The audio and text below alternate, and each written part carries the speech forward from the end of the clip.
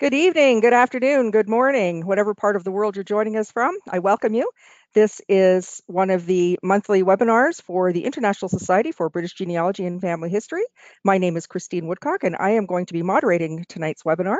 And tonight, I am so excited about this topic, it's not even funny. Tonight, we have with us Claire Brisson Banks from Timeless Genealogies, and Claire has worked in the British Isles Department of the Family History Library, has done all kinds of wonderful things, is really intimately familiar with the information and the records there, and she's going to help us become more familiar with them. Welcome, Claire. Thank you, Christine. And it's been a pleasure, my pleasure to be here tonight. I'm hoping that this presentation will help those who are attending that we can't see, but we know you're there, to make better use when you walk in through the doors and don't feel so overwhelmed. And so just starting off, we just put simple little pictures to remind us that we're talking about British research, so taking in multiple areas of the United Kingdom. And of course, our front door.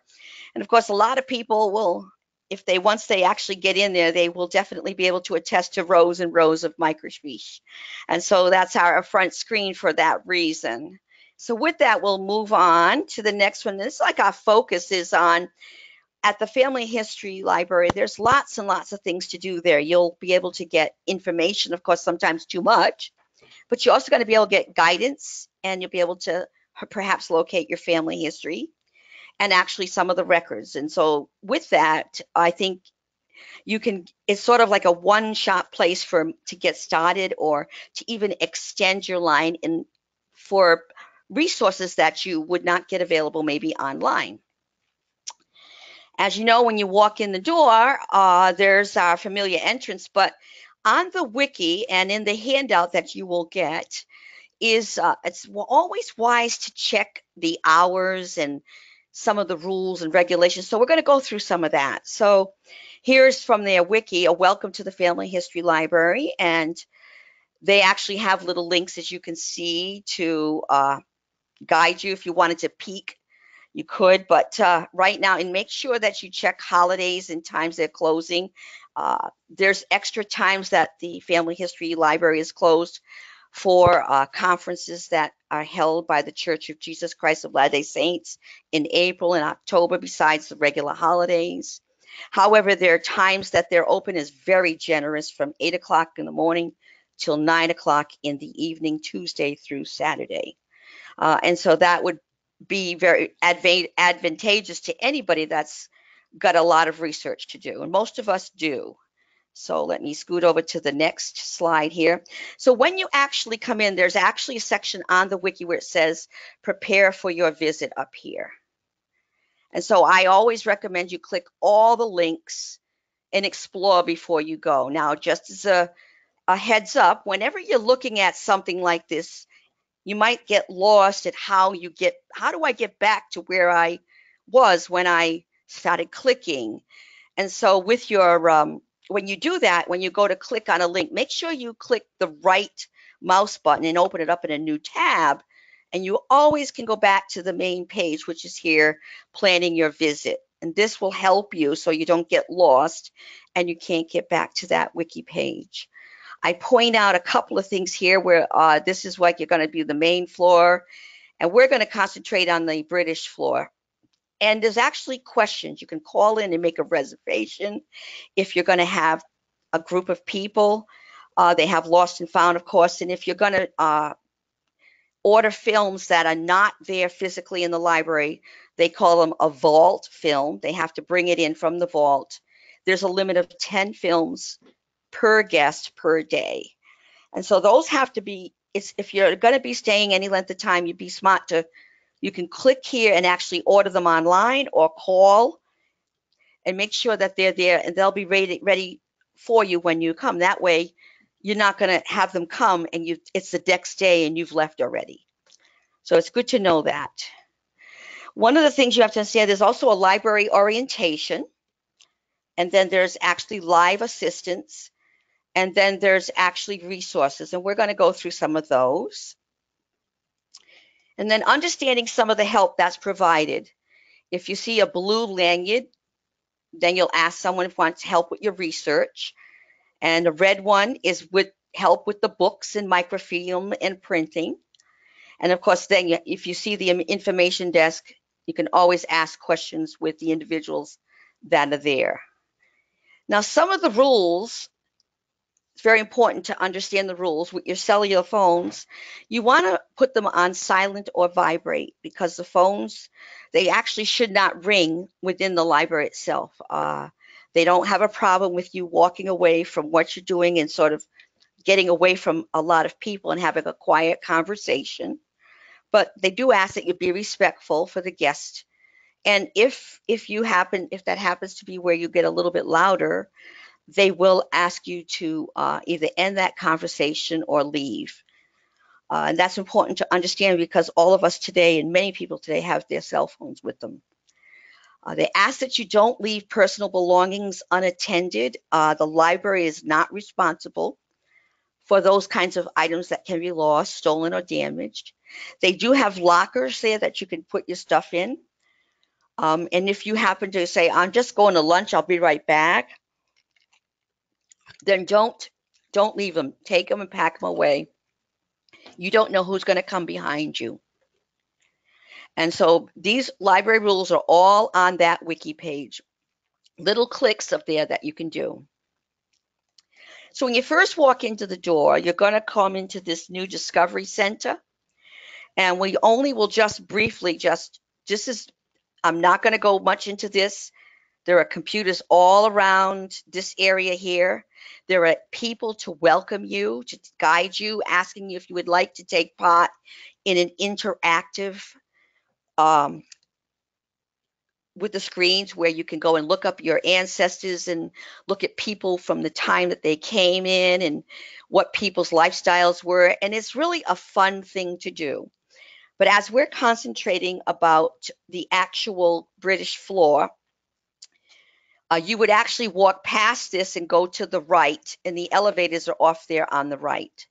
And on that actual welcome, there is a floor plan for each of the different floors. And this is the floor plan for the British. And it's important to sort of get a gauge of where you are when you get off the elevators. This is the area here. And you'll be walking and coming in here. This is where people mostly congregate. It's an information desk. Notice there's an information desk. And if over here is a copy center, there's lots of volunteers. There's a volunteer area here. And people will help you with making copies and assisting you, maybe putting, if they have special microfilm readers that will print. And of course, as you can see, there's lots and lots of computers. And behind that, there are tables. And this is all books that you see. Whereas here's all books. And then extra microfilms. And so now this is this map is, you can actually click on the little links that they have them when you're looking at the wiki page of the Welcome to the Family History Library. Next is just a couple of displays to give you just a rough idea of the feel of the room of the whole British floor. Is usually, there are lots of people there that are there to help you to learn and to expand your family tree. They always have a wonderful display. Usually this is a cabinet that's quite high, in about 3 or 4 different levels. These are gigantic maps, and I'll go a little bit further to that. These are the big maps. Wonderful, wonderful. You can pull up and get down to the 1-inch square of where your families came from. The British books collection is just amazing. They have books that if you've not done a lot of British research, you'd be surprised that they even existed. And if you've done a lot, you'd be surprised at the ones that you're not aware of. And of course, there are always individual volunteers that are on a mission there to help you have a wonderful, wonderful experience. So the British floor coverage is the British Isles, Australia, and New Zealand. And the way they think is that most of the research that we do is the pre-1974. And so we go by the counties and the way it was set up before 1974. Most of the record sets that we're dealing with are that way, other than you would probably find modern maps. But as far as the records go, coming forward to the current time, you're going to run into privacy laws. So we stick with the before 1974 time period. And of course, we have to have a map of Australia and a map of New Zealand. And we're going to cover some of it, but we'll break it down as best we can to help you. So the kinds of resources we're talking about, we're going to talk about a number of them. They have, of course, microfilm, microfiche. There are books. There's a lot of in-house collections of maps and gazetteers, published genealogies, histories of areas, tremendous amount of books. Then there's also online through the website. There's online to the public. So that's just a light smattering of what would be available. To give you an idea of the layout of how many digital devices and how many resources you have, there are 73 research computers. That's a lot. And then, of course, there is 2 that are special for CD use, and I'll explain that in a moment. There's a number of different types of microfilm readers. They have right-handed, left-handed. They have big magnifiers, little magnifiers. We work with the handicapped. We have 2 handicapped readers and the microfiche readers. We also have these special printers and readers for films. We have a special book scanner that's huge, and then a vending machines. We ask that most of the people there would purchase a print card, and those are the denominations that you can have it in. If you are going to be watching a video, you can have a headset. You can pick up a flash drive for $6. There's an exchange machine there for money in case you didn't come with cash. And then there's the 24 free lockers for your personal items. If you happen to go into a computer lab, there's 27 additional computers. So they're prepared to handle a crowd. The 2 CD computers are sat right next to the printer, and they're specially set up to handle those old CDs, the ones put out by Family Tree Maker, as well as the old IGI, the old Scottish records, and those CDs are only runnable on just those 2 computers. When I spoke to one of my colleagues there, they said that they don't know how much longer those computers are going to be there because they're getting old and they don't know how much longer they can keep them up and running. But right now they're still there and they still work. And I think that's the main thing that we need to concentrate on. And there's a lot of reasons for that. When people move data from one type of resource to a new type. So for instance, the IGI originally was on little microfiche, and then it was moved to the CDs, brought into New Family Search, and then it was brought into the current format.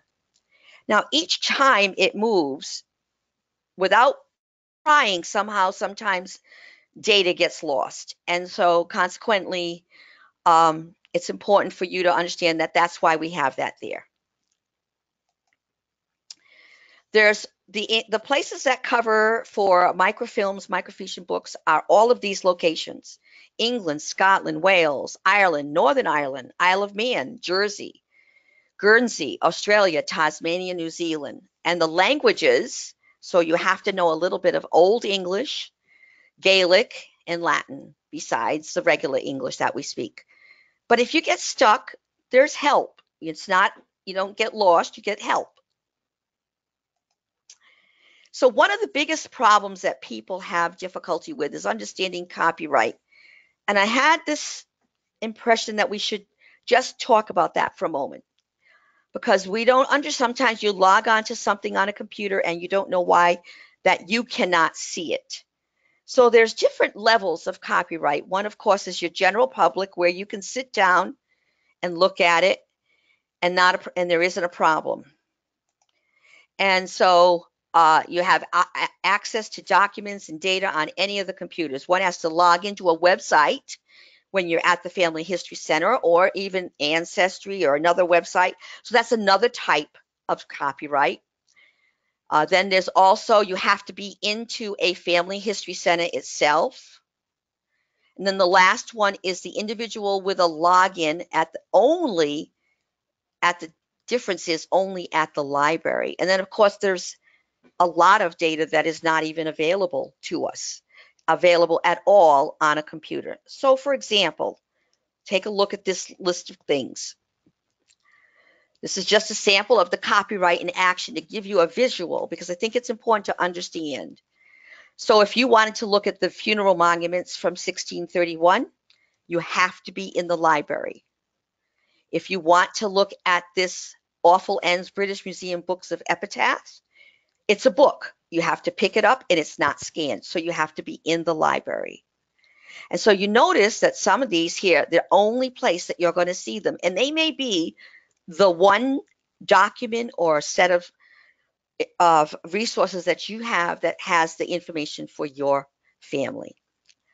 This here cemetery inscription, scanned file, only viewable, but if you're in a family history center or a family history library.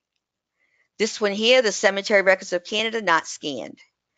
So this gives you an idea of copyright in action to give you why when you go and click on a button and you can't see it, that is the reason why. They don't have permission from the individual who owns the rights to that material.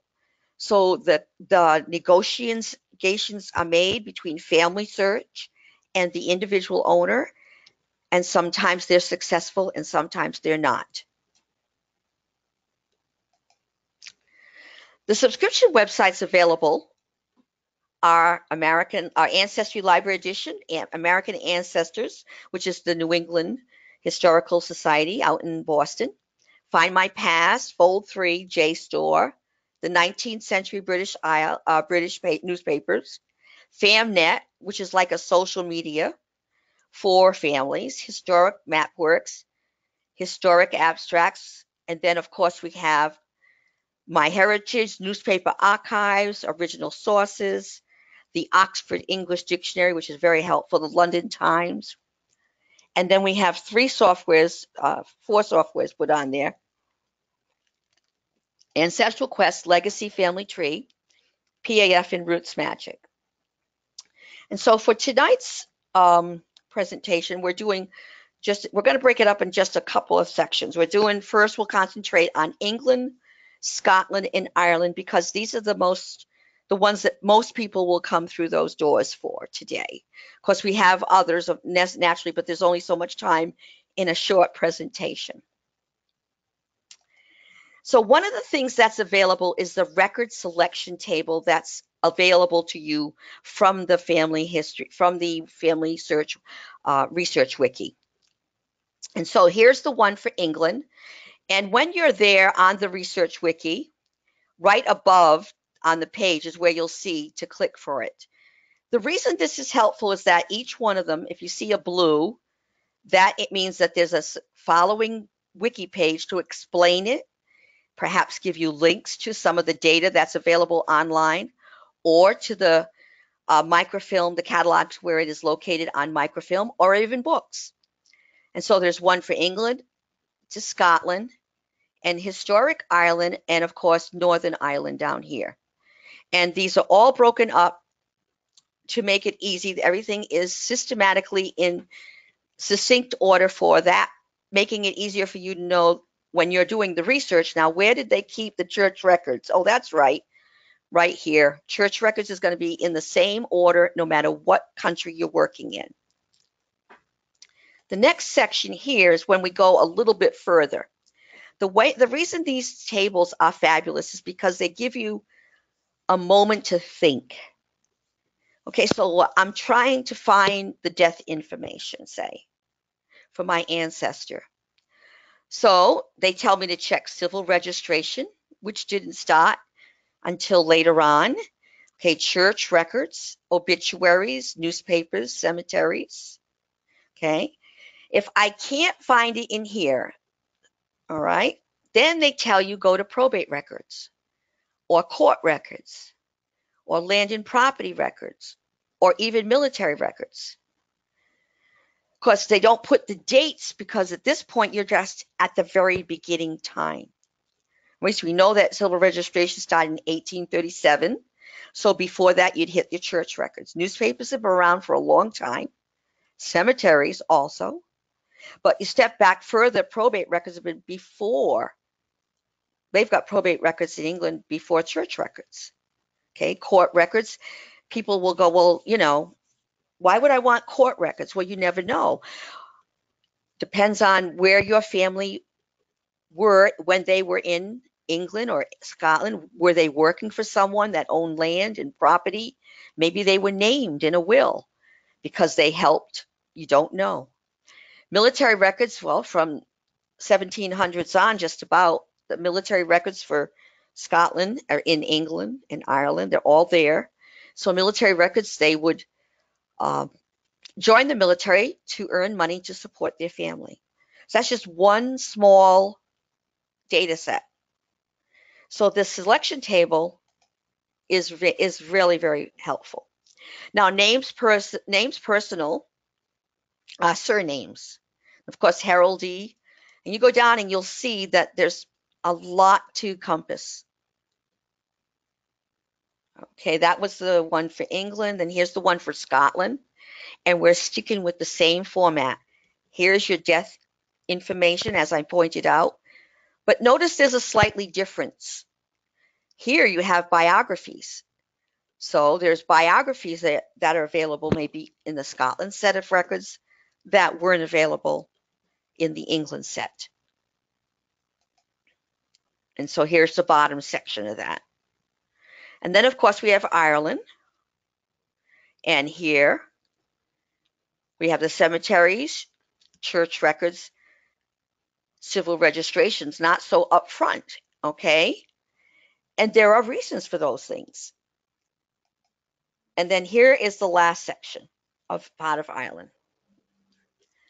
So one of the things that's important to understand is that these resources are all clickable. So before you even walk in the door to the Family History Library, you need to check them out.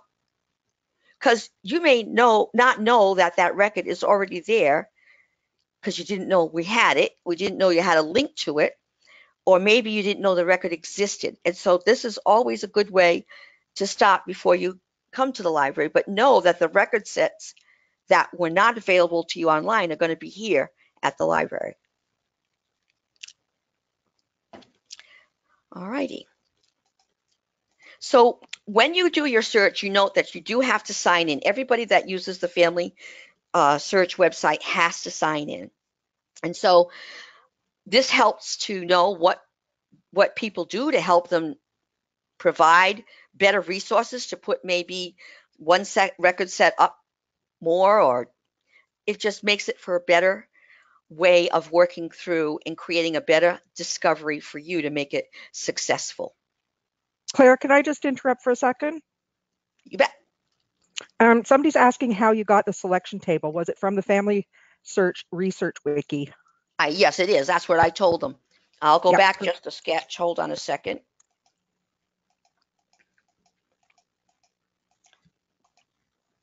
Okay.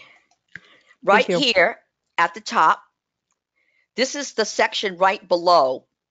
Right above it, it says the research selection table in the wiki when you're on the web page. Okay?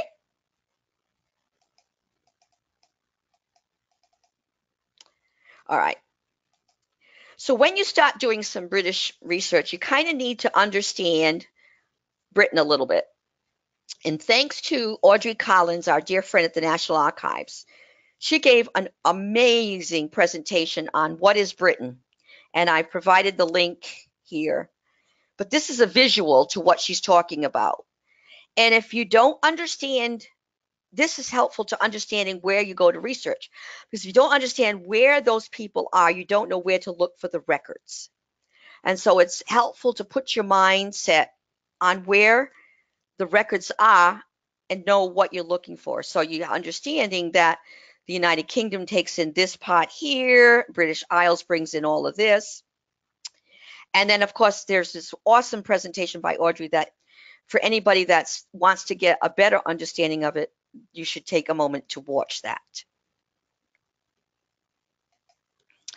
Now, the catalog is set up by countries and then cities. So we have here your location, your county, state, county, city, surnames. This is how you work in the catalog. And then they start off with your major record sets. Now, this should look a little familiar to the way those record sets, the record selection table was when I pointed that out, because the setup is very, very similar. So these are the record sets that we're going to cover in the presentation: cemeteries and censuses, churches, probate directories. We'll talk about these because some of these are not available anywhere else. Now, the first one is the cemeteries, which is called monumental inscriptions or tombstone as we know them today here. But when you're looking for them in the Family History Library catalog, you're going to be looking up monumental inscriptions. And so here's the story about that. They began around the 1970s, the local family history societies. They started to notice that the actual tombstones were starting to fade and people could not read what was on them. And so they decided that they would start to hand transcribe all of the tombstones before 1850. Now, I don't know why they picked 1850, but maybe because they thought those were the oldest ones in the cemetery itself. They created a hand-drawn map, and these are published and sold by the Family History Societies. They're on microfilm or CD at the Family History Library and the Center. Also, some of them sell them at the Family History Societies themselves. Currently, they're picking up all of them after. Right now, they're picking up the ones coming from 1850 forward. But what they wanted to do, I think, was a time when they only had a small window before they lost the information that was on those tombstones. And I can honestly say that because they did that, we found 2 or 3 more generations that we would not have found when we were visiting Scotland.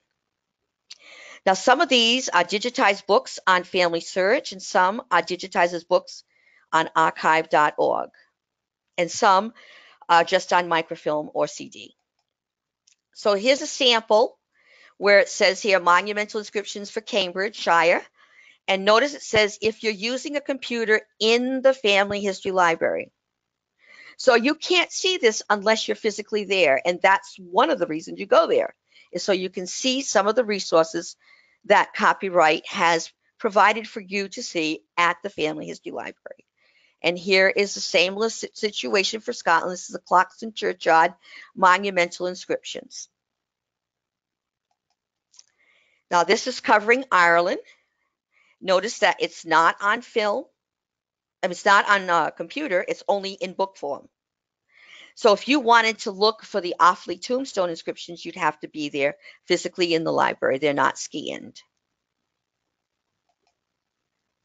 Okay, so now these ones here are just a small listing of some that need to be viewed at the Family History Library. Notice this little circle here. This means that you would have to be physically at the Family History Library if you wanted to view it.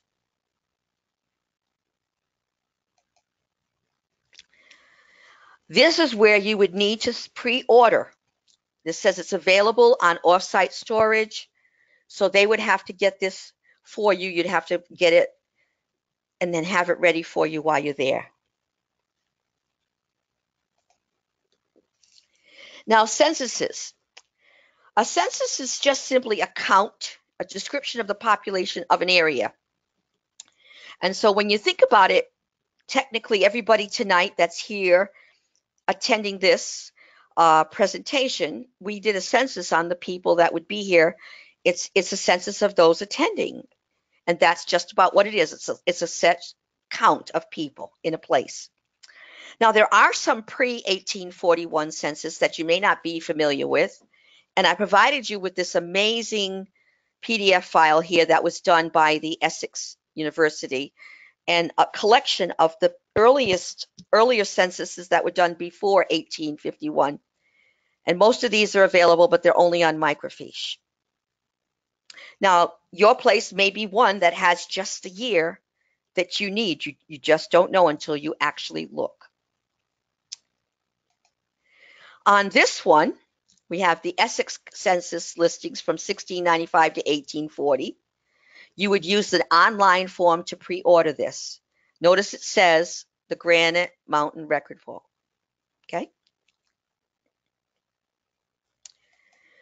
And then, of course, these here are not all of them, but for those hard to find ancestors, smaller surname indexes have been created by the local family history societies, and those indexes can be technically considered to be small censuses, and it might be just what you need to help you find a person that you haven't been able to find. Scotland does the same thing. You have pre-1841, and there's some of these. And now this is a newer resource that's available. And so it says enumerators were asked to provide statistical returns, but most of the surviving ones are found in the Kirk session records, okay, with a few in the old parish registers. And now these are available. Some of the Scotland Church records and Kirk session records are available here. And you can do the search here because you can click and look at these from your computer at your home.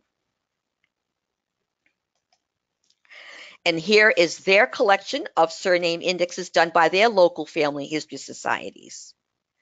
And I have used them, and they have been very helpful in finding family members that I can't find in the census. For some reason, they just weren't in the census. Ireland's a little different. We have the destruction of the Public Record Office in 1922. However, there are census fragments, and those have been digitized online, and there are substitutes. So this is a little more in-depth to find record sets before 1841. Notice it says before 1841, 1841 itself, and 1851. So there are certified copies and abstracts, and these are the places that they're on. There are also substitutes online, and they're using the Tithe Allotment Books. The Tithe Allotment Books is a collection of individuals who they collected a tax from. So they went and collected tax from people. So each person was part of that census. So the census, the people, and those people paid taxes. There's also 17 separate record sets on films and books to help you bridge that big gap that was caused by that destruction of the Public Record Office. Of course, the 1901 to 1911 census is available through the National Library of Ireland, and there's also some smaller surname indexes created by local family history societies to help you. Some are available, they say less are available at the Census Finder. Notice that I'm giving you other locations to look. There's been a lot of wonderful people who have taken a lot of time to transcribe records to help us as we look for our ancestors. Because, you know, we're all related somehow, and I'm sure that there's research that I've done, research that Christine's done, and at some point we're going to connect up. And so we're going to be helping one another. So when they do these surname indexes like this, it really does open up sometimes a whole line for a family that was totally blocked before. Next section is church records. Church records are a main source for genealogical records before governments began recording vital events. Is very, very true. Case in point, for those who come from Canada, I know Christine mentioned that today, that they didn't start theirs until 1925, and prior from that, they actually used the parish records to supplement their sources for records of baptisms and marriages and burials. And so this is worldwide. Churches have been around taking and keeping records of the events that happened as an individual was from the time that they were born to the time that they passed away. Now, the civil registration doesn't begin until 1837. So what do we do before that?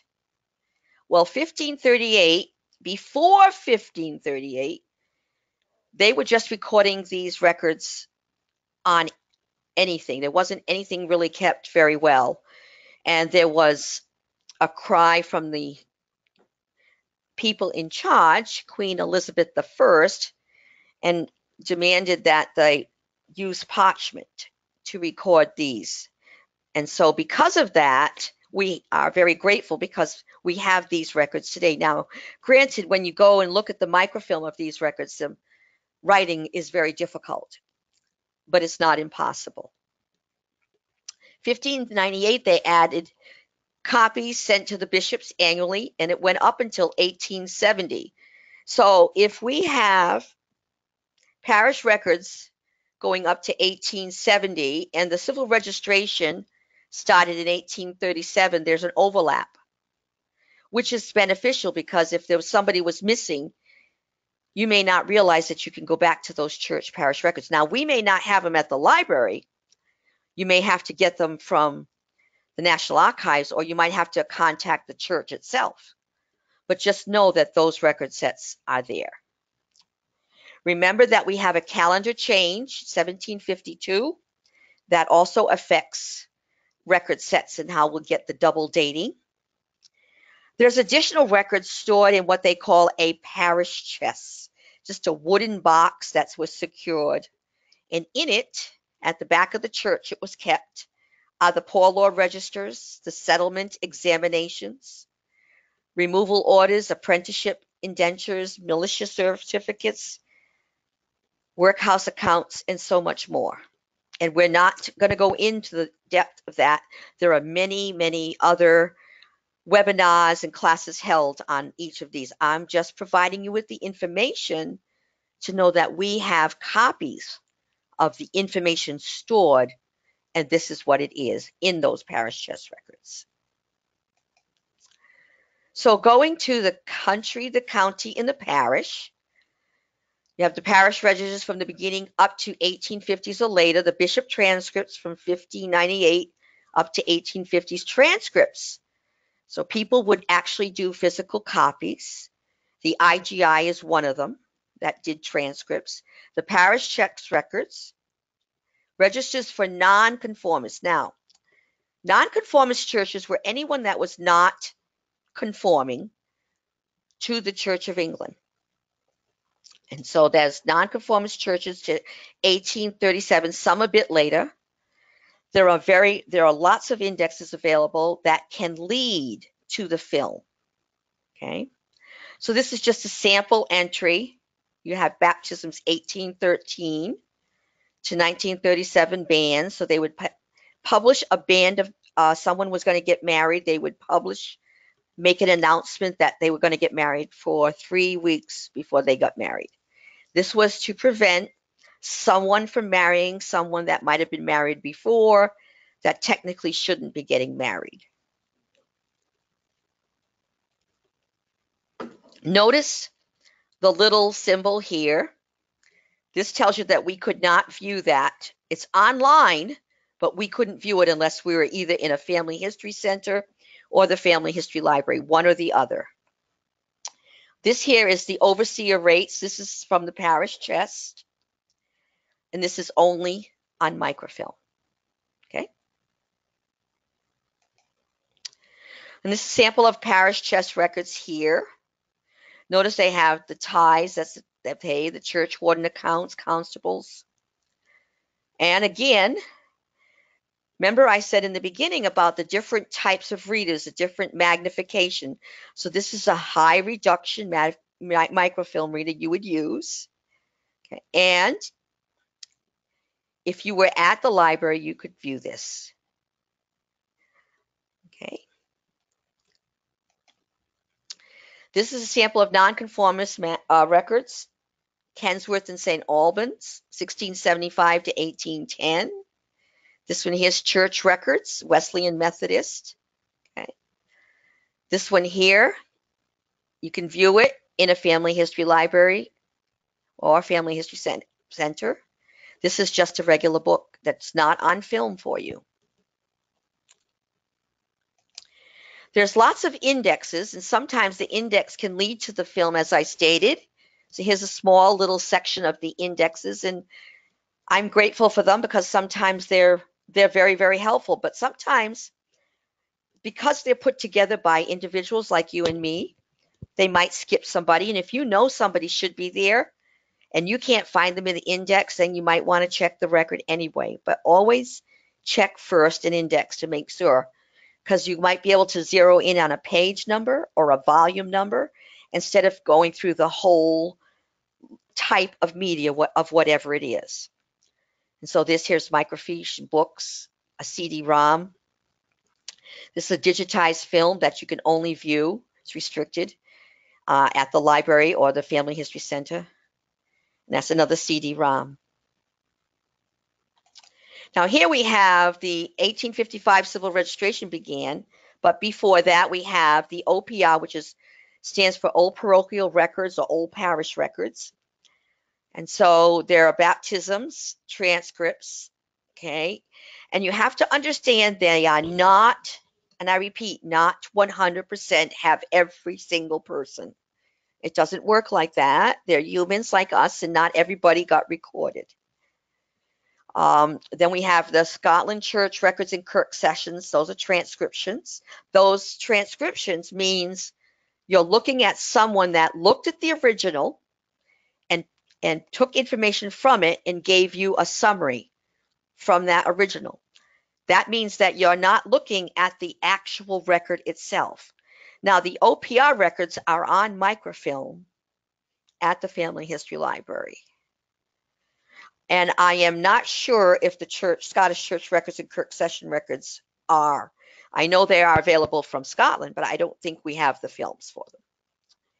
Now, something that people don't know is there's a thing called the blotter registers. Now, the blotter registers are sort of like a copy.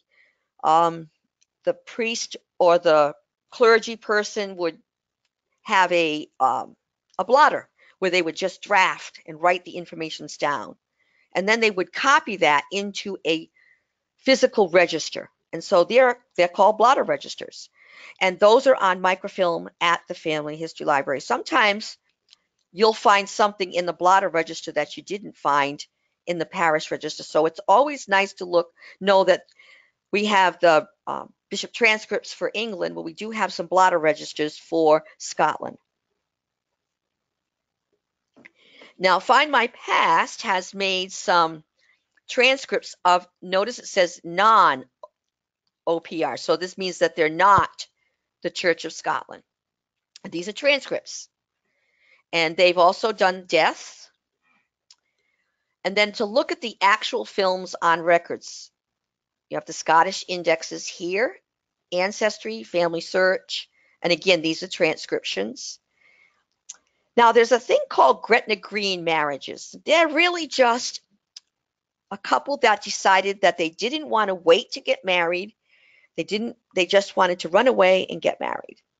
And if you were to put Gretna Green into the Family Search Research Wiki, you would find that there's a beautiful map that shows of all the places in the United States where they took place too. And so there is a place in Scotland, and that's where that's coming from. And they're called Gretna Green marriage registers. Now here's some samples. This is from your OPRs. This is your christening, a marriage.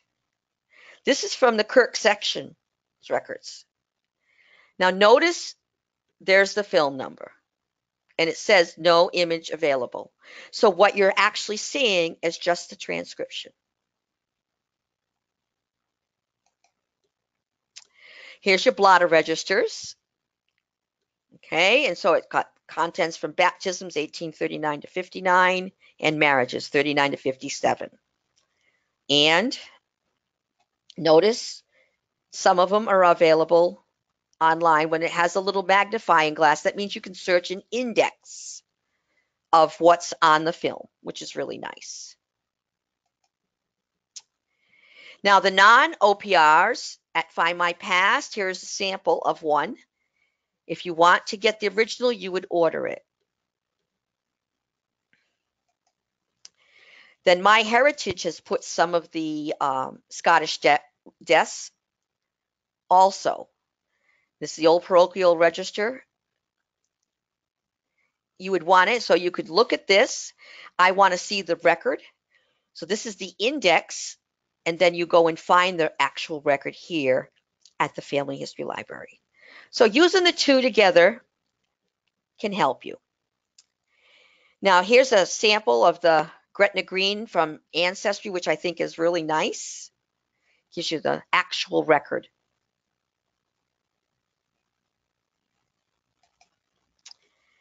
Now Ireland, they didn't start until 1864 with their civil registration. There's a lot of Catholic records available at the National Library of Ireland. There are indexes through Ancestry, Find My Past, and Roots Ireland. Then, of course, the Church of Ireland, Represented Church Body, is what they call it.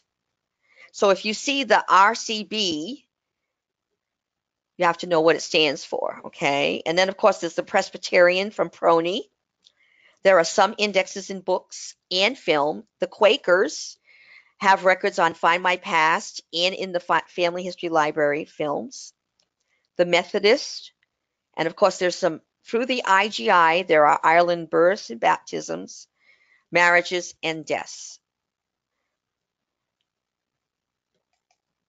And again, here's some samples of Ireland births and baptisms.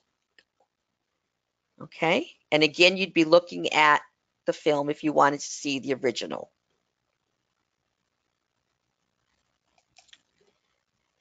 And here we have some family history entries. Register of the Cathedral of St. Finns in Cork, Holy Trinity in Cork, and Families and Catholic Parish Registers if you wanted to see the original. Remember, the others were just indexes. These are books, not films. Okay. And notice it says the large Q books. If you can imagine when we brought that the map, and it showed you on the bottom corner where people came in, the Q books are way over in the back on this side, big, large books.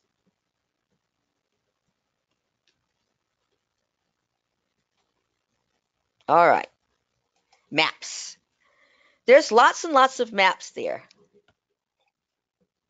And the reason that maps are important is because boundaries change. And we need to know where your ancestors were living, when they were living in a place, what part of the country it was. Was it in one parish or county, and what is it now? So understanding the location of where they were at the time of the event, at the time of the marriage, at the time of the birth, helps us to find those records. So there's parish, county, topographical, church migration, boundary changes, and so many other maps. Every type of map helps in a different way. Now here's the maps, and I had to put this in. My dear friend John Kitzmiller.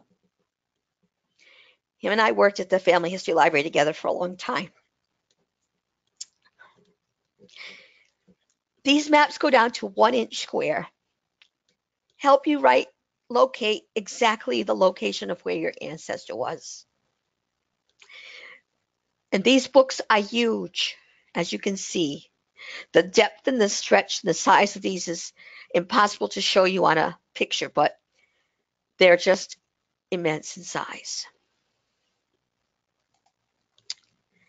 The maps that they have, some of them are Philimore's Atlas and Index of Parish Registers. Anyone that does research needs these registers. They have the parish maps as well as the civil parishes. You have to understand there's religious parishes and there's civil parishes, and sometimes they overlap, but they are different and they don't have the same boundaries. There's Lewis's Topographical Dictionary of England, Bartholomew Gazetteers of Places. And gazetteers tell you the churches in the area, the average wage, what people did for a living, the size of the place, the land, how it was for farming. So gazetteers give you more than just the surface of what you're looking at. It gives you an idea of what the place was like. County maps. There's an atlas of England and Wales together, then there's the diocese. So not only do we have the parishes, we have the diocese, which is the bigger area. There's also maps on the medieval England and maps of the counties of England from actual surveys where people actually went and walked the land and created a survey that described the land and gives you an idea of what the land was actually like.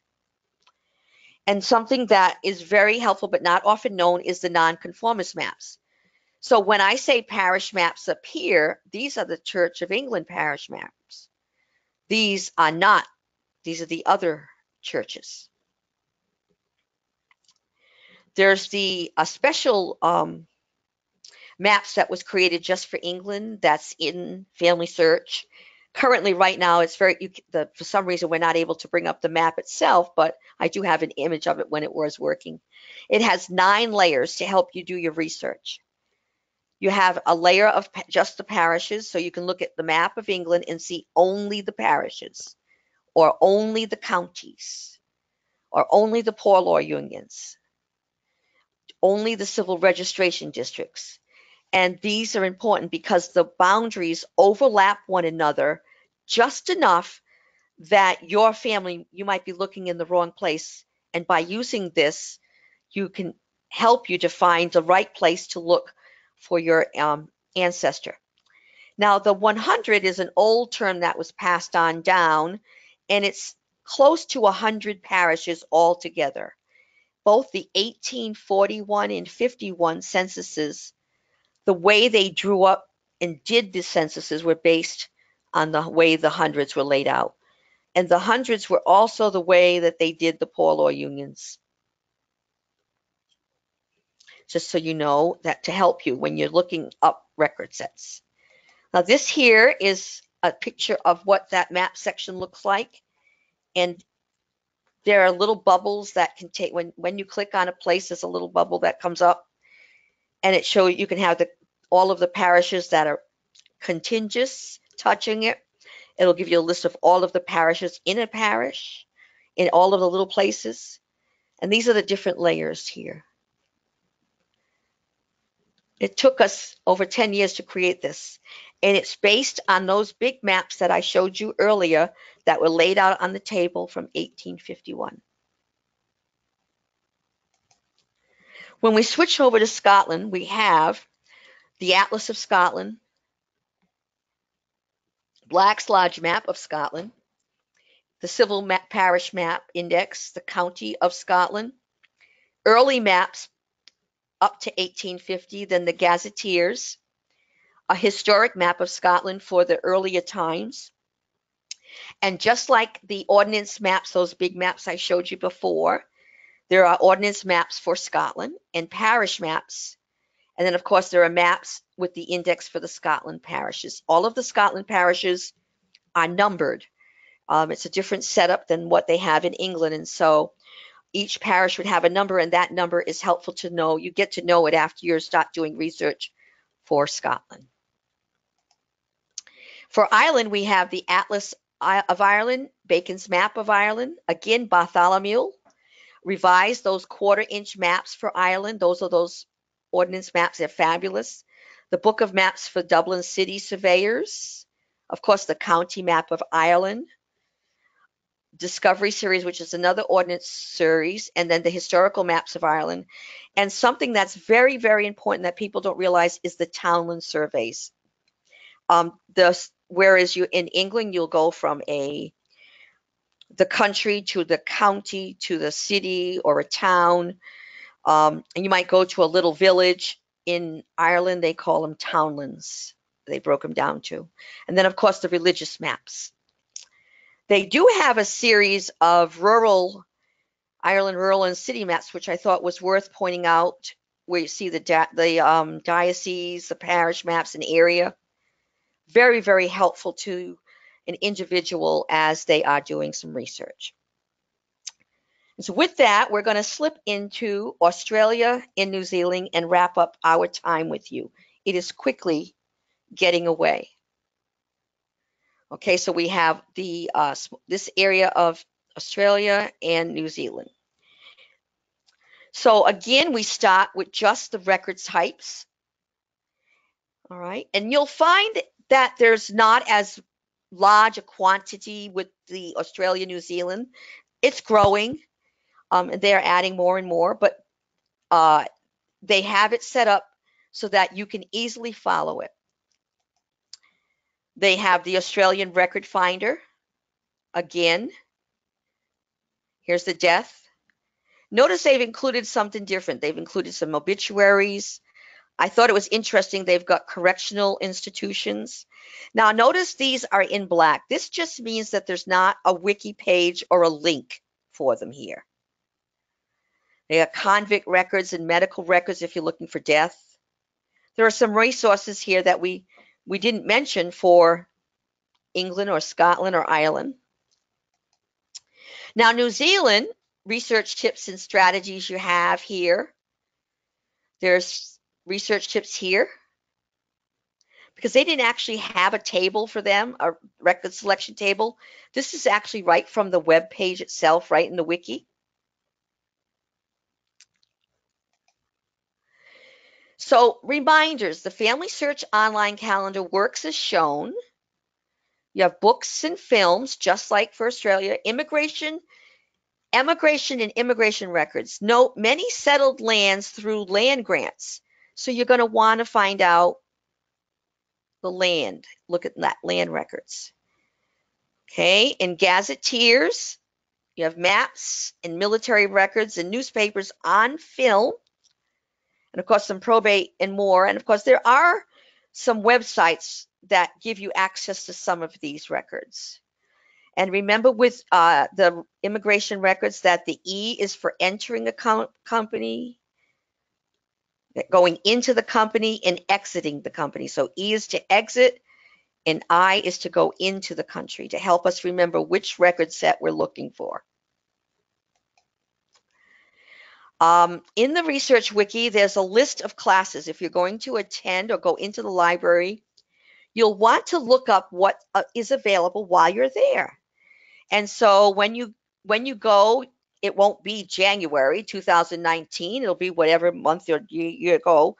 And so you can click on this link. It will show you what's going to be going on in that library at the time that you're there. Okay, and there's some little bit of rules. Webinar class is broadcasted over the internet, so you could see some of these, but you'll see some of it in person. Some of the things that people don't think about is social media as far as reaching out and getting some help. And there's a lot available of Family Search is very heavily involved in social media. I was able to be part of the team that implemented that when I was there as an employee. And if you go into the wiki, you'll see some social media research groups. I've just brought in the areas that we covered. And so this is a new thing here. This is a family search community. Notice it says FS. This is a Facebook research group, but this is a community that's within Family Search. So usually what happens to monitor that, you'll have the research consultants that do that, as well as, and they'll answer questions for you. You can join. The Facebook research groups are usually handled by volunteers who have dedicated their time to helping out Family Search. And you'll want to go on to Facebook. I've gotten help when I've done the British. I've looked for information there. This is for Scotland. Notice that British Isles is encompassing Ireland, England, Northern Ireland, and Scotland, all under the one umbrella. Whereas the Family Search community is breaking them down even further. I need to remind you that with all these wonderful sites that we have, 6% of the records is about what's online today, meaning about 94% is somewhere else. That could be on microfilm or microfiche at the Family History Library. It could be on in an archive in the area where your family's from. Um, it could be even in an estate when doing research for some family members on a trip to England. I remember John Kitzmiller explaining to me that he had written for permission to go to an estate and look at the records, and he knew exactly what he was looking for because the people that worked on that estate, those are the records that he was looking for. So remember, that's a pretty big number. And we're getting there, but we're just not there yet. We're trying to get there. So using the facilities, the Family History Library is a wonderful, wonderful thing. All right. I'm going to close. We're close, right on almost. I want to leave some time for questions. To close with this beautiful quote. A life that is not documented is a life that within a generation or two will largely be lost to memory. What a tragedy this can be in the history of a family. Knowledge of our ancestors shapes us, instills within us values that give direction and meaning to our lives. I hope this has been helpful to people, and we turn it over to Christine because I'm sure there's questions. Wow, I love that quote. That's amazing. I love that. Claire, thank you for I'm sitting, my head is going a mile a minute because I have so many things that I want to write down now that I want to look at when I'm in Salt Lake City. Like actually know what it is I'm going to be looking for. That's been amazing. Thank you so much. We do have some questions. Actually, there right now, if anybody has questions, please write those into the chat box. Don't raise your hand because I can't unmute your mic.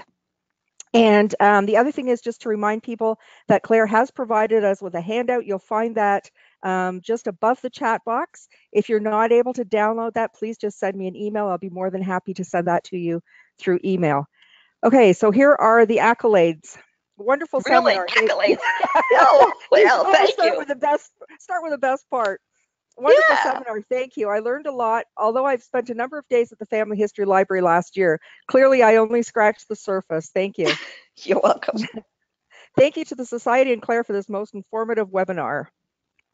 This was a wonderful seminar, wonderful webinar, and will greatly help me better prepare for a trip to the Family History Library. Claire's handout is terrific.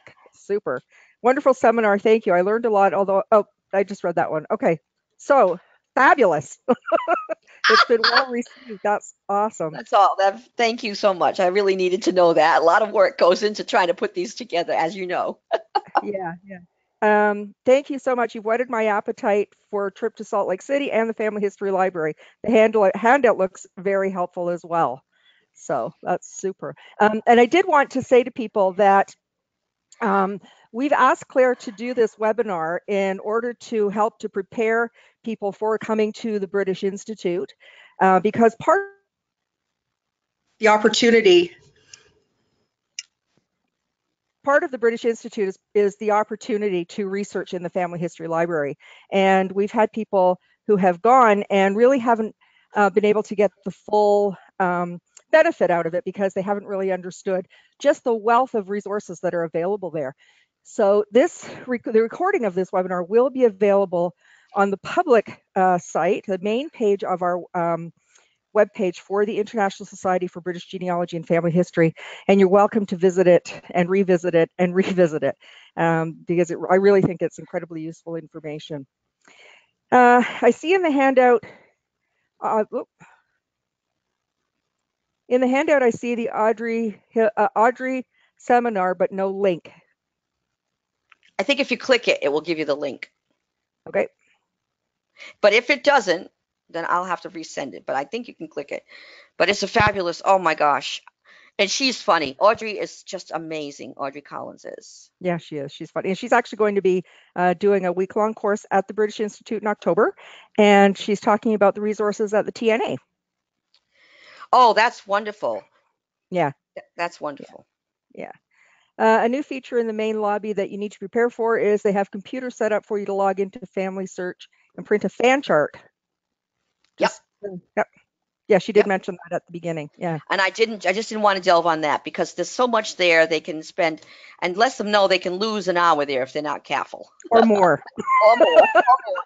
And they take pictures of you with a beautiful background in Scotland or England or wherever. It's Oh, so that's cool. awesome. That is It's awesome. cool. It's a fun way to get going and to take, I think, to take the stress off, but don't get overwhelmed, you know? Right, right. So people are saying that the link doesn't work for the Audrey Collins webinar. All right, I'll have to get that then. Okay, so if you just send that to me, I can send that out to anybody who Perfect. Thank you asks so for it. much. Yeah, and Thank along you. with all right, that's it. Yeah, just No questions? no, we're just getting tons and tons and tons of thank you. I think really what you've done is you've opened up people's eyes, and they just they just really understand that there's so much there now, and they're probably like me, Claire. They want to just go and make their list. Perfect. Perfect. But do their homework. They need to do their homework first, and that's the reason, Absolutely, because there's a lot. absolutely. Do what they And can I on was realizing, yeah, I yeah. was realizing too, I'm going to have to be in there and ordering stuff that's ahead of time. That's, Hmm. I think of that when I go to archives, but I didn't really think of that when I go to somewhere like Family History Library. So I need to make sure that that's done so it's all waiting for me when I get there.